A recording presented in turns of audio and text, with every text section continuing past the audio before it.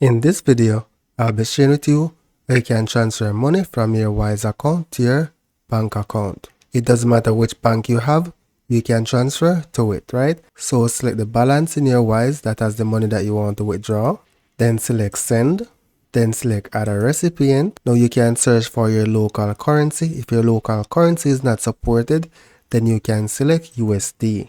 Select enter bank details. Here you can select yourself or someone else. Now if you're in the United States, you can use the ACH option. If you're international, you can use Wire or Swift. So let's use Swift. Enter your full name, enter your Swift code and your account number. This is all you need. And then select confirm. Specify the amount of money that you want to send.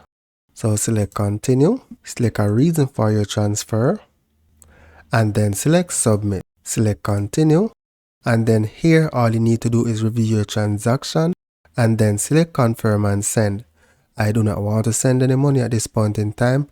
I just wanted to share with you how you could achieve this. So that's it for now guys. Thank you for watching and see you in the next video.